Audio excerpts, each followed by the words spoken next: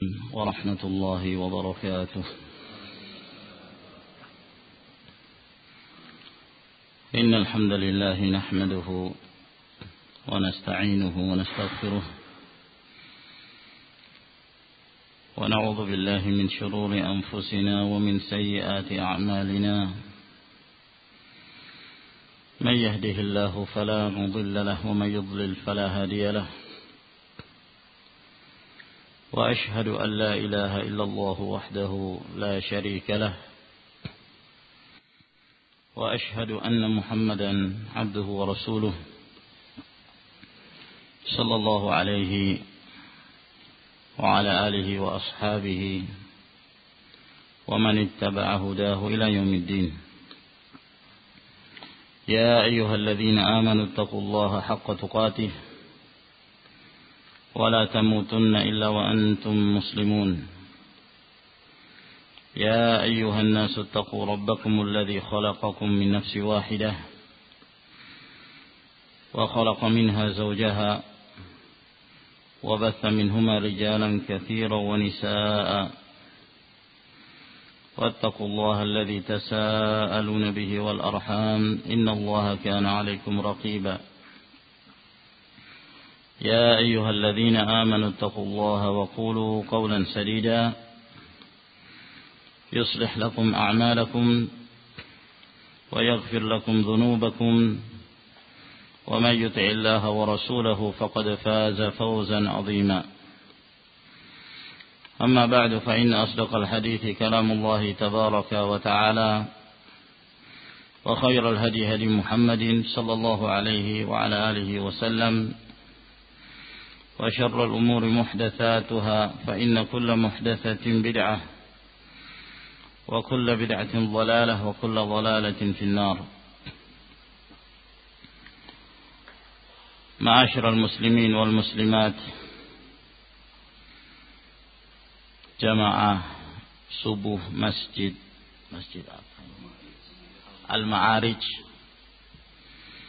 yang semoga senantiasa mendapatkan limpahan rahmat dan anugerah dari Allah Subhanahu wa taala. Kita bersyukur kepada Allah Tabaraka wa taala yang telah mempertemukan kita di pagi hari yang cerah ini. Semoga Allah Subhanahu wa taala menjadikan pagi ini menjadi pagi yang penuh berkah. Dan semoga Allah Subhanahu wa taala menjadikan kita termasuk di antara orang-orang yang memasuki pagi hari dengan iman, dengan cahaya iman dan takwa kepada Allah Subhanahu wa taala. Ma'asyiral muslimin dan muslimat rahimakumullah, sebagaimana yang disampaikan kepada saya bahwa dalam dua pertemuan, Sabtu di hari ini, demikian pula pada pertemuan yang berikutnya di Sabtu yang akan datang insyaallah taala, akan membahas buku kecil yang saya tulis yang menjelaskan tentang hukum-hukum dan tata cara pelaksanaan ibadah, terkhusus bagaimana cara seorang bersuci, demikian pula melaksanakan sholat ketika seorang dalam keadaan musafir. Tentu permasalahan ini merupakan permasalahan yang penting sekali, disebabkan karena kita tentunya tidak akan selalu tinggal di daerah kita. Kita tidak akan selalu berada dalam keadaan mukim. Namun tidak jarang kita sering melakukan perjalanan. Apakah mungkin berkunjung ke rumah orang tua, atau ke rumah teman, atau karena ada suatu bisnis tertentu, atau karena melakukan perjalanan dinas dan yang lain sebagainya. Sehingga permasalahan-permasalahan hukum terkhusus dalam perkara ibadah itu sangat dibutuhkan untuk dimengerti dan diketahui oleh seorang muslim. Oleh karena itu saya pun merasa pentingnya untuk menulis buku kecil ini, semoga memberi manfaat kepada kaum muslimin secara umum, terkhusus kepada diri saya sendiri, dan semoga menjadi pahala dan simpanan di akhirat kelak ketika bertemu Allah Subhanahu wa taala. Ma'asyiral muslimin dan muslimat rahimakumullah, sebelum saya memulai menyebutkan isi dan kandungan secara ringkas yang terdapat di dalam buku kecil ini yang menjelaskan tentang tata cara pelaksanaan salat bagi seorang musafir, ada 3 kaidah yang penting untuk kita ketahui. Kaidah yang pertama merupakan kaidah yang sangat penting sekali untuk diketahui oleh setiap muslim, yaitu wajib bagi setiap muslim untuk meyakini bahwa Islam merupakan agama yang sempurna. Islam yang diturunkan oleh Allah Subhanahu wa taala kepada Rasulnya sallallahu alaihi wasallam merupakan agama yang telah menjelaskan segala sesuatu. Apa saja yang dibutuhkan oleh hamba-hambanya dari perkara-perkara yang menyangkut masalah ibadah, perkara-perkara yang menjelaskan tentang halal dan haram, mana yang hak dan mana yang batil, ini telah dijelaskan di dalam Islam. Tidak satupun amalan atau keyakinan yang dibutuhkan oleh hamba-hamba melainkan telah dijelaskan oleh Rasulullah sallallahu alaihi wasallam. Dan itu telah dipersaksikan oleh Allah Subhanahu wa taala dalam surah Al-Maidah ayat 3. Allah Azza wa Jalla berfirman, Al-yawma akmaltu lakum dinakum wa atmamtu alaikum ni'mati wa raditu lakumul Islam dinan. Pada hari ini aku telah sempurnakan untuk kalian agama kalian, dan aku telah cukupkan untuk kalian nikmatku, dan aku telah ridha Islam ini menjadi agama untuk kalian.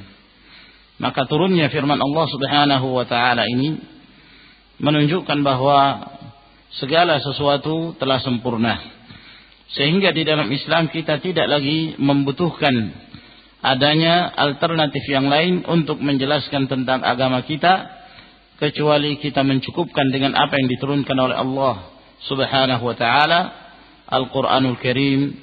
Demikian pula apa yang dijelaskan oleh Rasulullah sallallahu alaihi wasallam melalui hadis-hadis beliau yang sahih. Oleh karena itu Rasulullah sallallahu alaihi wasallam telah mempersaksikan tentang kesempurnaan agamanya ini di hadapan para sahabat dalam kisah Hajjatul Wada', haji perpisahan, pada saat Nabi sallallahu alaihi wasallam mempersaksikan di saat wukuf di Arafah sebelum turunnya firman Allah Subhanahu wa taala yang kita baca tadi, beliau mempersaksikan di hadapan Allah, di hadapan ratusan ribu para sahabat yang menghadiri peristiwa wukuf di Arafah ketika itu. Nabi sallallahu alaihi wasallam mengatakan di hadapan mereka, Allahumma hal ballaght, bukankah aku telah menyampaikan? Maka para sahabat mempersaksikan bahwa Nabi sallallahu alaihi wasallam telah menyampaikan risalah yang datang dari Allah Subhanahu wa taala. Maka Nabi sallallahu alaihi wasallam mengatakan, Allahumma syahad, Allahumma syahad, Allahumma syahad. Ya Allah saksikanlah, ya Allah saksikanlah, ya Allah saksikanlah. Dan di saat itulah Rasulullah sallallahu alaihi wasallam menyampaikan 2 pedoman yang telah cukup bagi hamba-hambanya, sebagaimana yang diriwayatkan oleh Imam Al-Hakim dalam kitabnya Al-Mustadrak, bahwa Nabi sallallahu alaihi wasallam bersabda ketika itu, taraktu fikum amrayni ma in i'tasamtum bihima lan tadhillu abadan kitab Allahi wa sunnati.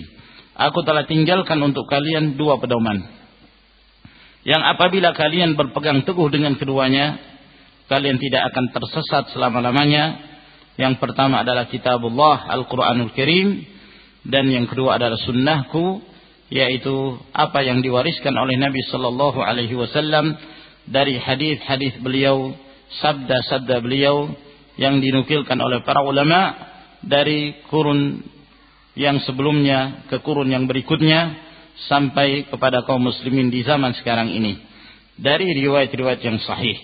Maka dua pedoman inilah yang ditinggalkan oleh Nabi sallallahu alaihi wasallam kepada umatnya.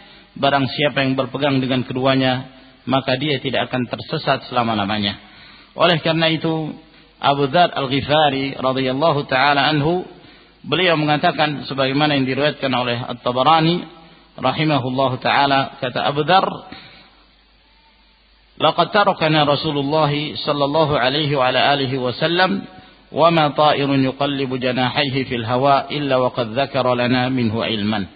Dan sungguh Rasulullah sallallahu alaihi wasallam telah meninggalkan kami, dan tidaklah seekor burung yang membolak-balikkan, yang mengepak-ngepakkan sayapnya di udara, melainkan Rasulullah sallallahu alaihi wasallam telah menjelaskan kepada kami ilmunya.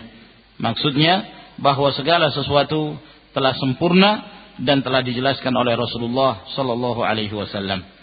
Kemudian kaidah yang kedua, prinsip yang kedua dalam memahami permasalahan ini, bahwa kita perlu mengetahui Islam adalah merupakan agama yang mudah. Allah Subhanahu wa taala tidak pernah mempersulit hamba-hambanya dalam menjalankan agamanya. Oleh karena itu banyak sekali nas-nas yang disebutkan oleh Allah Subhanahu wa taala, demikian pula yang dijelaskan oleh Rasulullah sallallahu alaihi wasallam yang menunjukkan kemudahan agama ini, sehingga setiap hamba bisa mengamalkan. Dari orang yang paling kuat sampai orang yang paling lemah, mereka memungkinkan untuk menjalankan agama Allah Subhanahu wa taala sesuai dengan kemampuannya. Oleh karena itu Allah Azza wa Jalla berfirman, "Ma ja'ala 'alaikum fid dini min harajin." Allah Subhanahu wa taala tidaklah menjadikan kesempitan untuk kalian di dalam mengamalkan agama Allah Subhanahu wa taala. Allah Azza wa Jalla juga berfirman, "Yuridullahu bikumul yusra wa la yuridu bikumul usra." Allah Subhanahu wa taala menghendaki untuk kalian kemudahan, bukan kesulitan. Demikian pula Allah Subhanahu wa taala berfirman, "Inna ma'al usri yusra." Inna ma'al usri yusra. Sesungguhnya di saat adanya kesulitan akan datang kemudahan. Di saat adanya kesulitan pasti akan datang kemudahan. Demikian pula Rasulullah sallallahu alaihi wasallam, beliau bersabda sebagaimana yang diriwayatkan oleh Bukhari dari hadis Abu Hurairah radhiyallahu taala anhu, bahwa Nabi sallallahu alaihi wasallam mengatakan, "Inna hadzal dina yusrun." Sesungguhnya agama Allah Subhanahu wa taala ini merupakan agama yang mudah, bisa diamalkan oleh siapa saja, sehingga sesuai dengan kemampuan mereka, maka Allah Subhanahu wa taala tidak membebani seorang hamba kecuali berdasarkan apa yang mereka mampu untuk mereka amalkan. Salah satu contoh saja dalam pelaksanaan salat, Nabi sallallahu alaihi wasallam mengatakan sebagaimana yang disebutkan dalam riwayat Imran bin Husain radhiyallahu taala anhu, bahwa Rasulullah sallallahu alaihi wasallam mengatakan kepada seorang yang mengerjakan salat ketika itu dia dalam keadaan sakit bawasir atau sakit ambeien, kata Nabi alaihi salatu wasallam, "Shalli qa'iman fa in lam tastati' fa qa'idan fa in lam tastati' fa 'ala janbin." Salatlah kamu dalam keadaan berdiri. Apabila kamu tidak mampu, maka salatlah kamu dalam keadaan duduk, dan jika kamu tidak mampu, maka salatlah kamu dalam keadaan berbaring. Ini salah satu contoh yang menunjukkan bahwa syariat ini diamalkan oleh setiap hamba sesuai dengan kemampuan yang Allah Subhanahu wa taala berikan kepada mereka. Contoh yang lain dalam berpuasa, Allah Subhanahu wa taala mewajibkan kepada kaum muslimin dan muslimat untuk menjalankan puasa di bulan Ramadan. Namun Allah Subhanahu wa taala yang penuh rahmah, yang telah menurunkan syariatnya dengan kasih sayang, Allah Azza wa Jalla masih memberikan rukhsah, masih memberikan dispensasi keringanan bagi hamba-hamba Allah Subhanahu wa taala yang kesulitan untuk menjalankannya. Seperti misalnya seseorang yang dalam keadaan musafir atau seorang yang dalam keadaan sakit yang merasa berat untuk berpuasa pada saat itu. Maka Allah Subhanahu wa taala berfirman, "Faman kana minkum maridan aw ala safarin fa iddatun min ayamin ukhra." Siapa di antara kalian yang sakit atau sedang melakukan perjalanan safar, maka dia boleh mengganti di hari-hari yang lain, dan itu adalah merupakan bentuk kemudahan yang Allah Subhanahu wa taala berikan kepada hamba-hambanya. Oleh karena itu para ulama menyebutkan salah satu kaidah yang telah disepakati, yaitu kaidah al-masyaqqatu tajlibut taysir.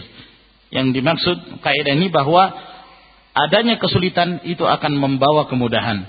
Ketika seorang dalam keadaan sulit, maka akan ada jalan keluar yang merupakan kemudahan-kemudahan yang ditetapkan oleh Allah Subhanahu wa taala di dalam syariat ini. Maka demikian pula bagi seorang musafir yang tentunya dia akan menemui berbagai macam kesulitan dalam perjalanan safar, maka Allah Subhanahu wa taala banyak sekali memberikan kemudahan kepada seorang musafir dalam melaksanakan berbagai macam ibadah. Kemudian prinsip yang ketiga yang perlu kita ketahui dalam permasalahan ini, bahwa Allah Subhanahu wa taala telah memberikan keistimewaan kepada umat Muhammad sallallahu alaihi wa ala alihi wasallam ini, di mana mereka bisa melakukan ibadah di mana saja tanpa memperhatikan apakah itu masjid atau bukan masjid.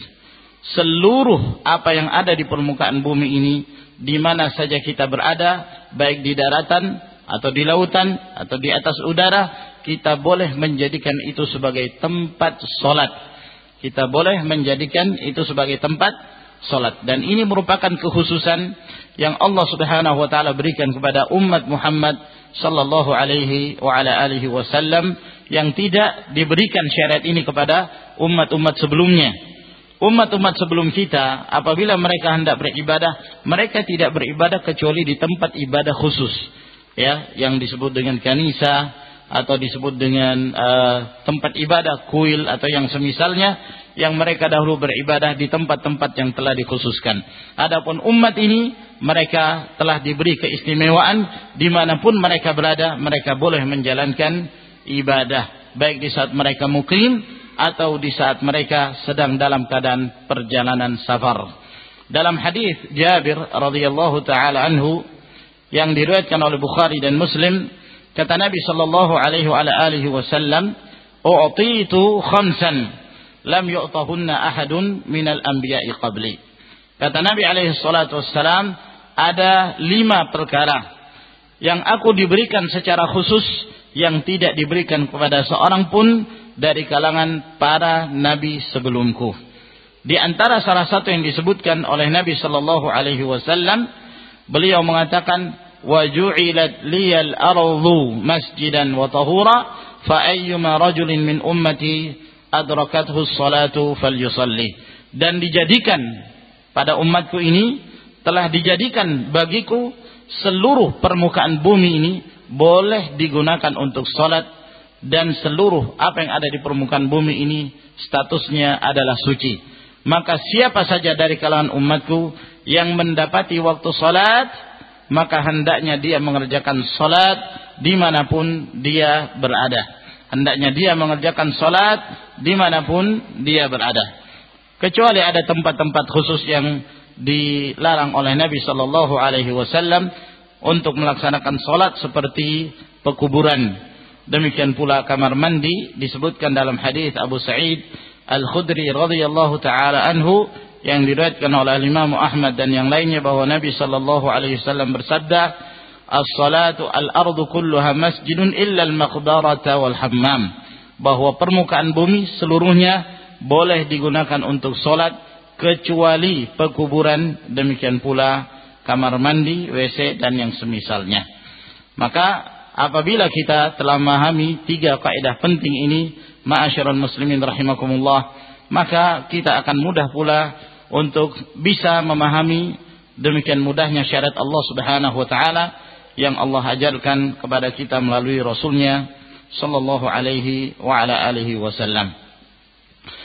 Allah Azza wa Jal telah memberikan kemudahan bagi hamba-hambanya dalam pelaksanaan ibadah. Termasuk diantaranya ketika seorang musafir hendak bersuci. Apabila mereka hendak bersuci pada saat tiba waktu sholat, maka Allah Subhanahu wa ta'ala memberikan kemudahan kepada mereka. Oleh karena itu, ketika Allah Subhanahu wa ta'ala menyebutkan ayat-ayat yang menjelaskan tentang ibadah, tata cara bersuci, demikian pula melaksanakan sholat, demikian pula berpuasa, Allah Subhanahu wa ta'ala selalu menjelaskan tentang mudahnya agama ini. Ma ja'ala alaikum fid dini min harajin, bahwa Allah Subhanahu wa ta'ala tidaklah memberikan kesulitan pada kalian dalam menjalankan agama ini. Nah, apabila seorang dalam perjalanan safar dan tiba waktu untuk melaksanakan sholat, apa yang harus dia lakukan dalam hal-hal yang hubungannya dengan bersuci?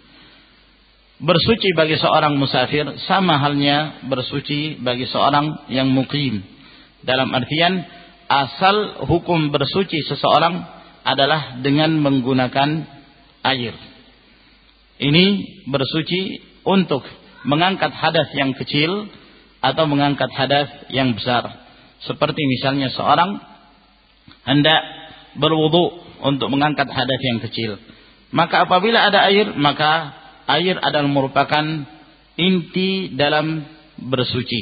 Ya. Inti dalam bersuci. Tidak diperbolehkan seorang meninggalkan bersuci dengan menggunakan air selama air tersebut masih ada. Selama air itu masih ada. Demikian pula seorang yang dalam keadaan berhadas besar. Misalnya seseorang di perjalanan dalam keadaan junub. Maka selama ada air, wajib bagi dia untuk mandi. Wajib bagi dia untuk mandi janabah atau mandi junub untuk mengangkat hadas yang besar. Dan ini asal hukum dalam setiap keadaan, apakah dia seorang mukim atau dia seorang musafir. Namun ada kondisi-kondisi di mana seorang tidak menggunakan air, seperti pada saat dia tidak menemukan air, atau ada air namun dia tidak mampu untuk menggunakannya, disebabkan karena dia dalam keadaan sakit atau dalam kondisi-kondisi yang lainnya. Maka dalam keadaan seperti ini, Allah Subhanahu wa ta'ala memberi keringanan bagi seorang hamba untuk beralih kepada tayammum dan tidak berwudu atau tidak mandi janabah disebabkan karena tidak adanya air atau kesulitan menggunakan air.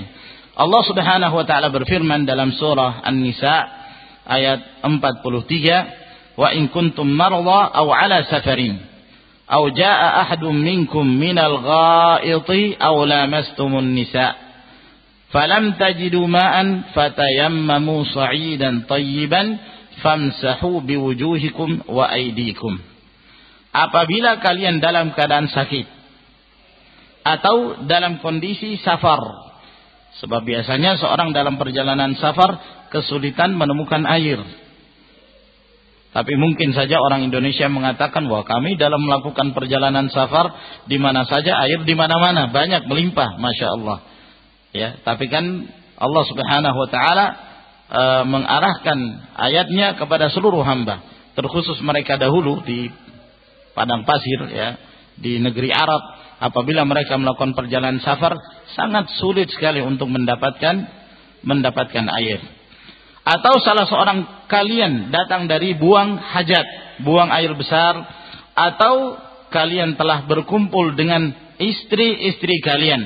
Maksudnya baik hadas kecil atau hadas besar, seperti dalam keadaan junub, falam tajidu ma'an, maka kalian tidak mendapatkan air, fatayammamu sa'idan tayyiban, maka hendaknya kalian bertayammum dengan sesuatu yang ada di permukaan bumi, maka usaplah wajah-wajah kalian, demikian pula tangan-tangan kalian. Maka firman Allah Subhanahu wa ta'ala ini yang terdapat dalam surah An-Nisa, ini merupakan asal yang menjelaskan tentang hukum bertayammum. Hukum bertayammum, di mana Allah Subhanahu wa ta'ala menjelaskan bahwa apabila seorang dalam keadaan sakit, air ada tapi tidak memungkinkan bagi dia untuk menggunakannya. Apa yang harus dia lakukan? Dia boleh bertayamum.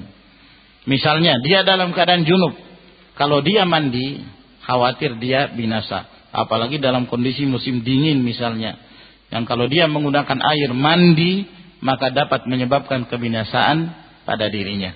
Maka ini merupakan udzur yang menyebabkan dia boleh beralih kepada tayamum. Atau dia tidak menemukan air, maka dia beralih kepada tayamum. Atau dia dihukumi tidak menemukan air. Saya beri contoh. Misalnya dia berada di suatu daerah yang dia akan menjalankan ibadah, akan mengerjakan sholat. Sementara dia tidak membawa air. Namun di situ ada air. Ada orang-orang mereka menjual air, aqua misalnya. Ketika dia datang ke penjual tersebut, ternyata penjual ini mengangkat harga setinggi-tingginya, sehingga menyulitkan bagi dia untuk membelinya. Ya, mungkin dia punya uang, akan tapi harganya ini tidak normal. Nah, yang dikhawatirkan kalau dia mengeluarkan uangnya, sementara dia masih membutuhkan perjalanan yang berikutnya, khawatir jangan sampai dia membutuhkan kebutuhan-kebutuhan yang lain. Maka dalam kondisi ini kata para ulama, dihukumi air itu tidak ada. Dihukumi tidak ada. Disebabkan karena harga yang sangat tinggi, yang di luar batas kewajaran. Ya, karena mungkin orang-orang di daerah tersebut mereka sangat mengangkat harganya. Maka para ulama mengatakan, jika dia kesulitan untuk membeli air, maka hukumnya sama seperti orang yang tidak mendapatkan air, sehingga diperbolehkan bagi dia untuk bertayammum. Diperbolehkan bagi dia untuk bertayamum. Kemudian ma'asyiral muslimin rahimakumullah, tayammum ini itu bisa mewakili hadas, menghilangkan hadas kecil atau hadas besar, mewakili berwudu dan mewakili mandi. Mewakili berwudu dan mewakili mandi. Tata caranya sama. Tidak ada perbedaan tayammum untuk mengangkat hadas yang kecil dengan tayammum untuk mengangkat hadas yang besar. Caranya gimana? Allah Subhanahu wa taala menjelaskan, famsahu biwujuhikum wa aydikum. Hendaknya kalian mengusap ke wajah-wajah kalian dan tangan-tangan kalian. Gimana caranya? Ini dijelaskan oleh Nabi sallallahu alaihi wasallam dalam riwayat Ammar bin Yasir radhiyallahu taala anhu, bahwa suatu ketika Ammar bin Yasir diutus oleh Nabi sallallahu alaihi wasallam dalam satu perjalanan. Di tengah perjalanan beliau dalam keadaan junub. Nah, ketika beliau dalam keadaan junub, ketika itu kan komunikasi tidak selancar sekarang. Sekarang ini Masya Allah ada Telkom ya, atau ada koneksi-koneksi yang lainnya. Ya, ada permasalahan tinggal langsung telepon, misalnya mungkin ada kenal ustadz, ada kenal kiai, atau ada kenal seorang alim. Kalau zaman dulu kesulitan mereka untuk menghubungi Rasulullah sallallahu alaihi wasallam. Nah, sehingga apa? Ketika mereka menemui berbagai permasalahan dalam safarnya, maka terkadang mereka berijtihad sendiri, yang kadang-kadang ijtihad itu keliru setelah mereka bertemu Rasulullah sallallahu alaihi wasallam. Nah, Ammar bin Yasir radhiyallahu taala anhu mengalami hal ini. Beliau dalam perjalanan, lalu kemudian beliau pun dalam keadaan junub, sementara tidak ada air. Yang beliau ketahui bahwa seorang kalau tidak menemukan air, ingin berwudu, maka gantinya adalah tayammum, mengusap wajah dan tangan. Lah ini dia dalam keadaan junub. Dia dalam keadaan junub. Sementara junub itu seorang diharuskan mandi, seluruh tubuh harus basah dengan air. Tapi dia tidak menemukan air. Maka beliau pun beristihad. Apa yang beliau lakukan? Kata Ammar, fatamarragtu fis sa'idi kama tamarragud dabbah. Maka aku berguling-guling di pasir seperti berguling-gulingnya hewan yang kegatelan. Hewan yang gatal kan dia menggesek-gesekkan tubuhnya di tanah ya. Maka itulah yang dilakukan oleh Ammar bin Yasir, karena beliau menyangka bahwa kalau seorang tidak menemukan air untuk mandi junub, maka tayamumnya juga harus seluruh tubuhnya. Jadi dari rambutnya sampai ke kakinya semuanya penuh dengan pasir dan tanah. Ini yang dilakukan oleh Ammar radhiyallahu taala anhu. Sekembalinya dari perjalanan tersebut, maka beliau pun menemui Rasulullah sallallahu alaihi wasallam dan beliau menanyakan hal ini kepada Nabi sallallahu alaihi wasallam. Apa kata Rasulullah sallallahu alaihi wasallam?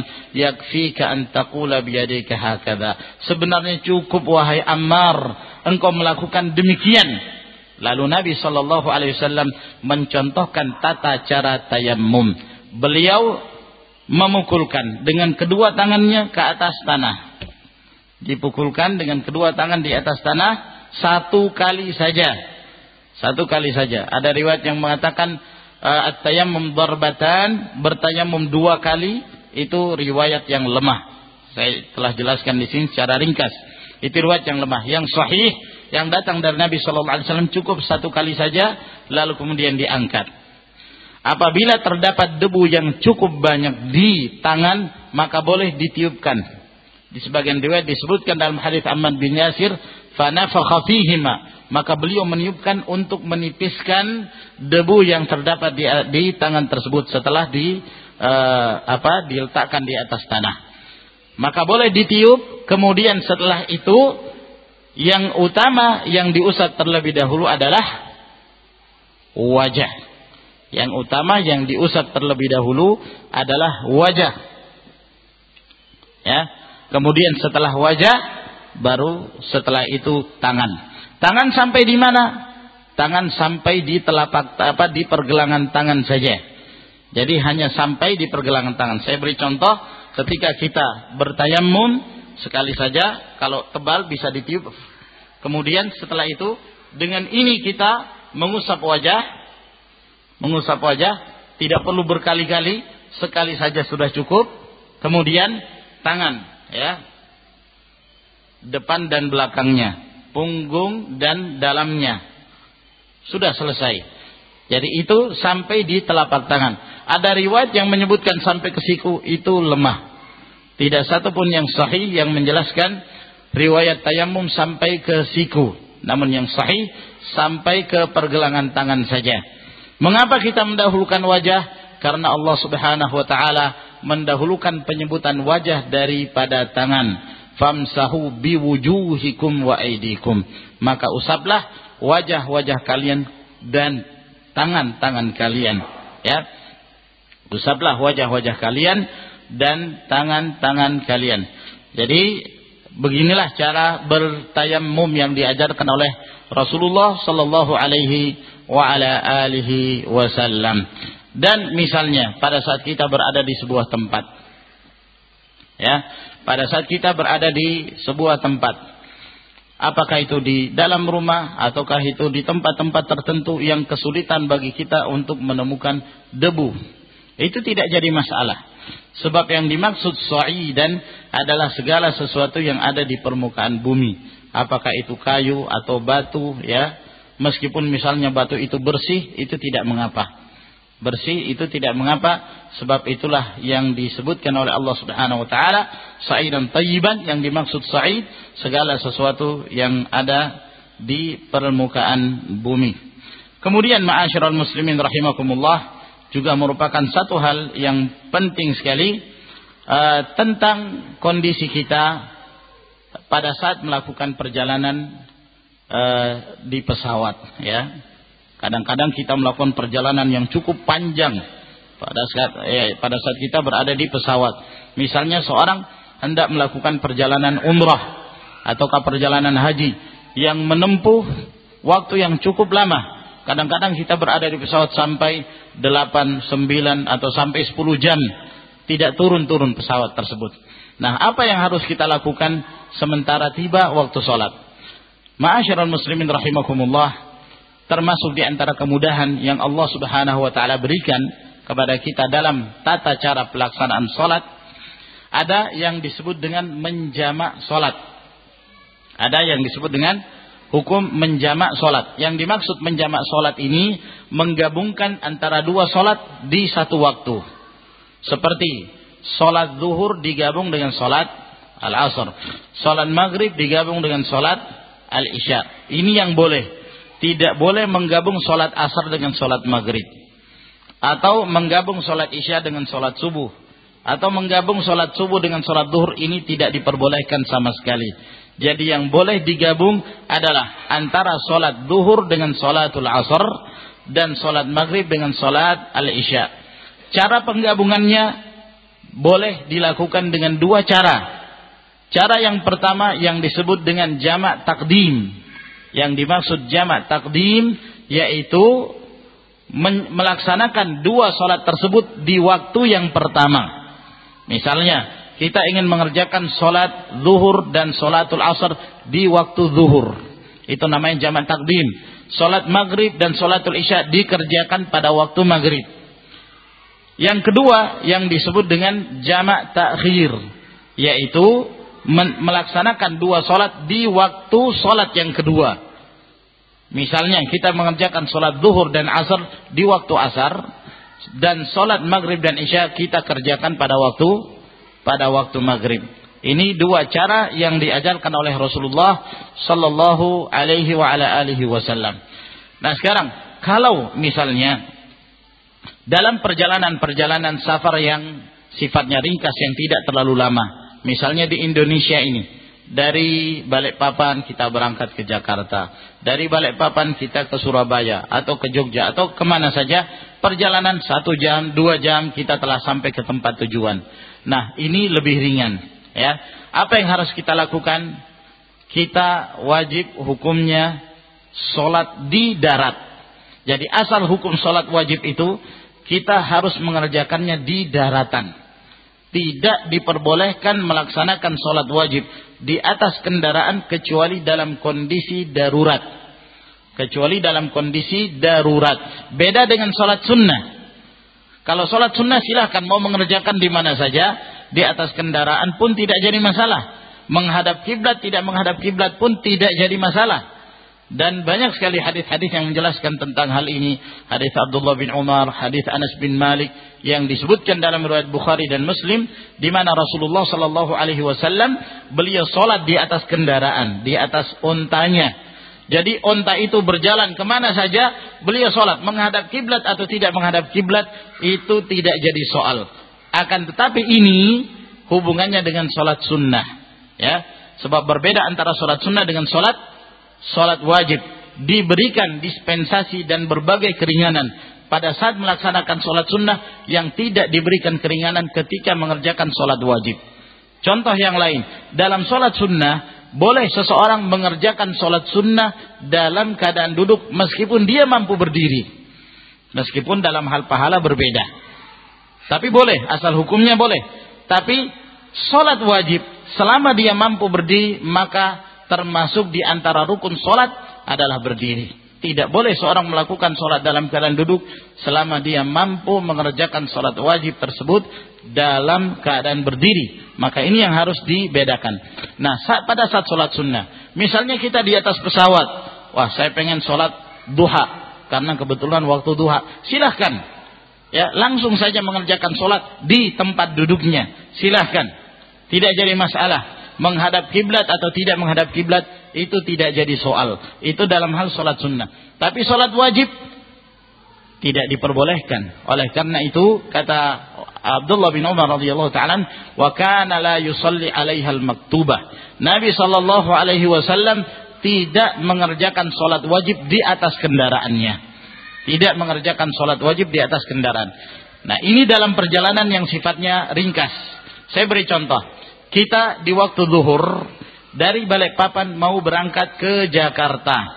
Misalnya berangkatnya itu jam 12. Berangkat jam 12. Berarti waktu zuhur belum masuk. Ya, waktu zuhur belum masuk. Tidak mengapa, kita langsung saja berangkat.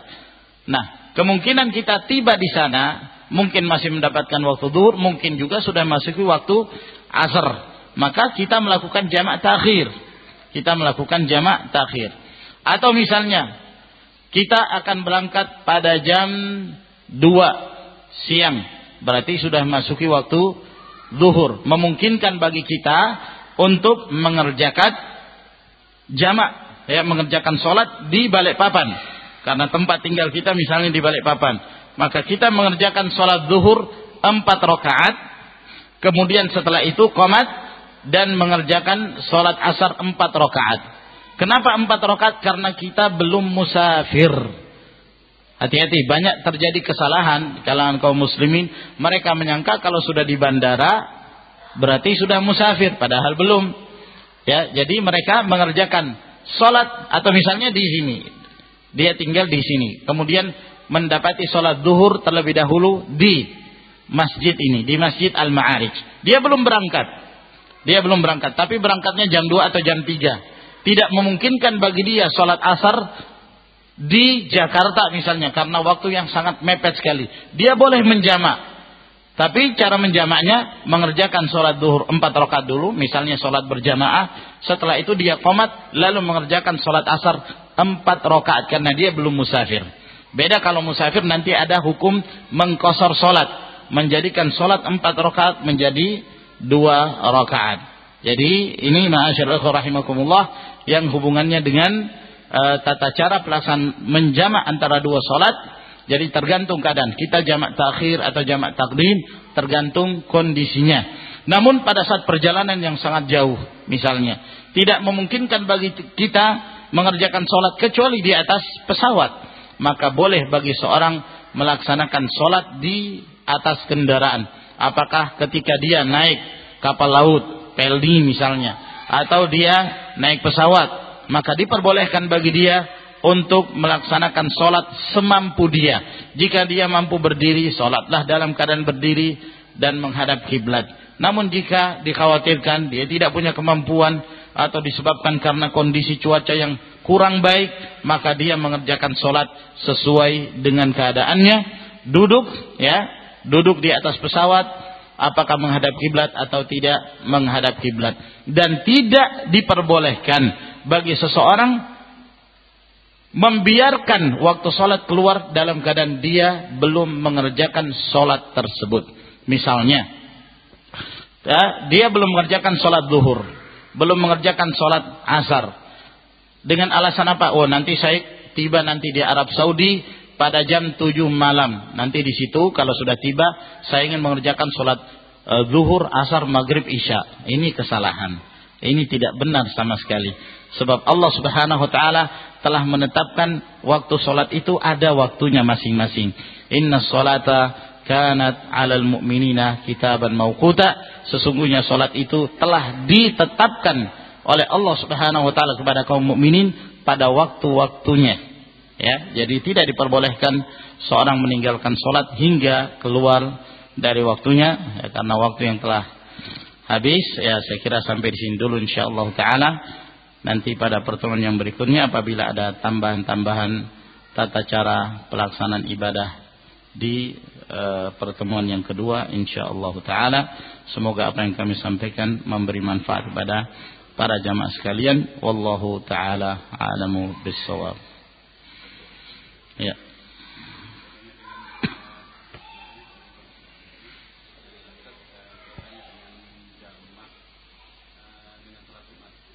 Ya, ya. Di sini saya sudah menjelaskan. Lihat ya halaman.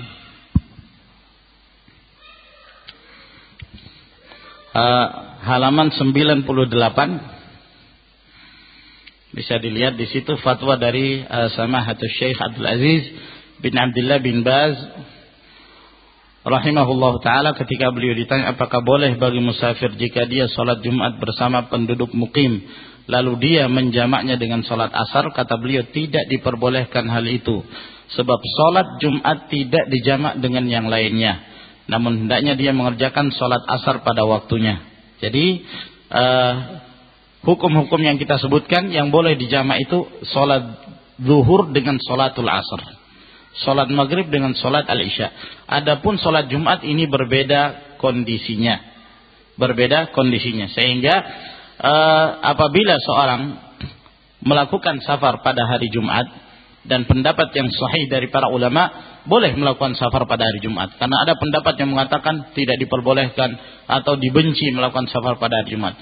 Pendapat yang sahih diperbolehkan seorang melakukan safar meskipun pada hari Jumat. Namun jangan dia menjamak antara sholat Jumat dengan sholatul asar, karena ini tidak dinukil sama sekali dari Rasulullah sallallahu alaihi wasallam. Lalu misalnya apabila dia hendak menjalankan ibadah, jika memungkinkan bagi dia melaksanakan sholat Jumat tanpa menggabung dengan sholatul asar. Setelah itu dia melakukan safar, dan kapan tiba waktu sholat untuk melaksanakan sholat asar, maka dia mengerjakan sholat asar di mana saja. Ya, dia mengerjakan sholatul asar di mana saja.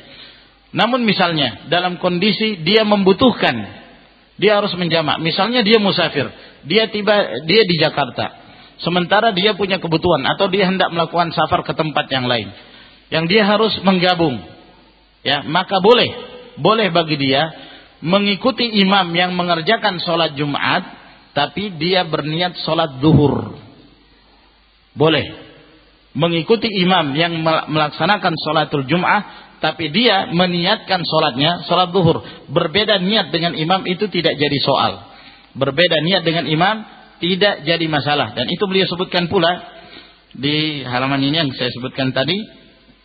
Kata beliau, adapun jika musafir pada hari Jumat mengerjakan sholat zuhur dan tidak mengerjakan sholat Jumat bersama penduduk mukim, maka hal itu tidak mengapa bagi dia untuk menjamak dengan sholat asar. Sebab musafir tidak diwajibkan baginya sholat Jumat. Jadi musafir termasuk di antara yang tidak dikenakan kewajiban untuk melaksanakan sholat al-Jum'ah. Sehingga dia boleh meniatkan zuhur.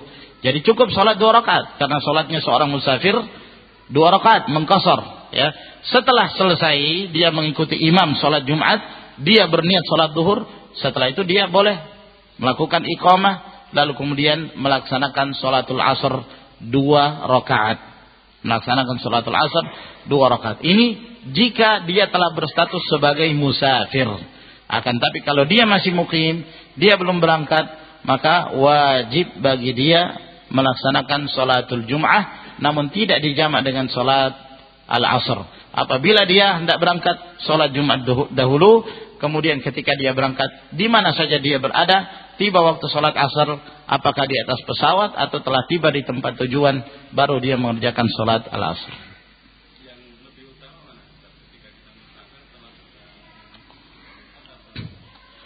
Syekh Muhammad bin Shalih Al-Utsaimin rahimahullah ta'ala, beliau mengatakan tentunya pahala Jumat itu lebih besar daripada pahala sholat zuhur. Pahala Jumat lebih besar dari pahala sholat zuhur. Namun ketika seorang dalam keadaan membutuhkan, ya, ada hajat, ada kondisi yang menyebabkan dia menjamak, dia butuh untuk menjamak. Ini jadi permasalahannya. Dia butuh untuk menjamak antara sholat zuhur dengan sholatul asar. Maka ketika dia dibutuhkan, dia merasa kesulitan kalau dia mengerjakan sholatul asar pada waktunya, maka tidak mengapa dia menjamak. Tapi kalau ditanya mana yang lebih utama, sholat Jumat atau sholat zuhur, ya tentu sholat Jumat lebih utama. Nah, ada yang lain? Iya, saya kira sampai di sini dulu insyaallah. Semoga memberi manfaat kepada para jamaah sekalian. Wa akhiru da'wana alhamdulillahirabbil alamin.